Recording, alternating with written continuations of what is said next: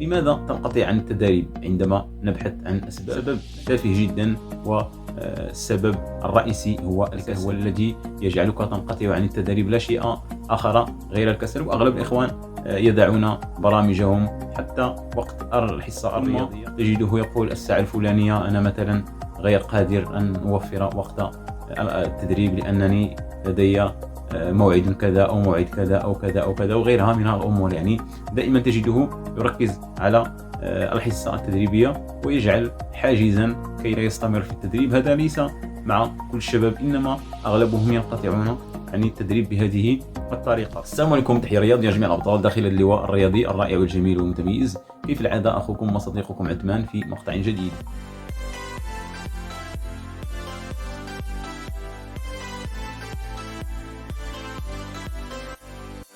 الأسباب الأخرى التي تجعل الأشخاص ينقطعوا عن التدريب ألا وهي لا يركز على هدفه، يركز على هدف الشخص الآخر.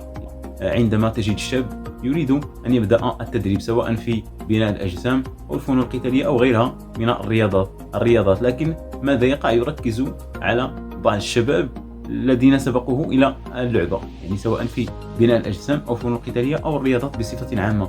يركز على هذا اللاعب، يقول مثلا في بناء الأجسام مثلا تجده يركز على جسم شخص آخر هو تدرب شهور أو لسنوات، وهو بدأ الحصة الأولى الثانية الأسبوع الأول الثاني، وتجده يركز على هذا الشخص ويقول في نفسه متى سأصل إلى هذا الشخص؟ يعني هذا يتطلب سنوات أو يتطلب شهور ويتطلب الكثير من البرامج كي يصل إلى هذا الشخص. وهنا تجده يتكاسل ويدخل في دوامة من الأفكار السلبية هي التي تجعله ينقطع عن التدريب. لكن أنت فقط إذا أردت أن تبقى مستمرا في التدريب ركز على هدفك فقط، لا تركز على هدف آخر كيف طور هذا الشخص. يعني هو سبقك بشهور كما أشرت لك في السابق، سبقك بشهور أو بسنوات وأنت تركز على هذا الشخص، يعني هذا خطأ فادح جدا وقعت فيه يا بطل.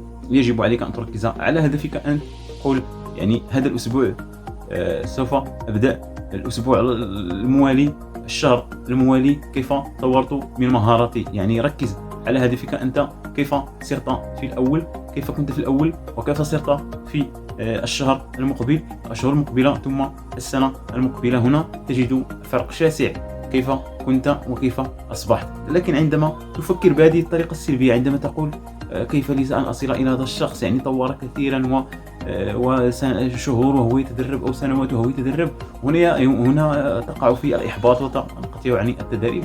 لكن تنقطع عن التدريب شهور وسنة وتفكر مرة أخرى وتقول لماذا لا أرجع إلى التدريب وكذا وكذا وكذا، وتجد نفسك أنك انقطعت منذ 6 شهور 7 شهور أو سنة أو سنتين، وتقول في نفسك لولا بقيت في التدريب منذ تلك السنوات لأصبحت كذا لأصبحت كذا لأصبحت كذا. هنا يقع التأنيب الضمير مرة أخرى وتقع مرة أخرى في دوامة الأفكار السلبية التي تجعلك تنقطع عن التدريب أو أن تفكر لا تذهب إلى الصالات الرياضية. يعني هذا ركز على هدفك أنت فقط، لا تركز على هدف آخر كي تصل إلى النقطة B التي نشير لها دائما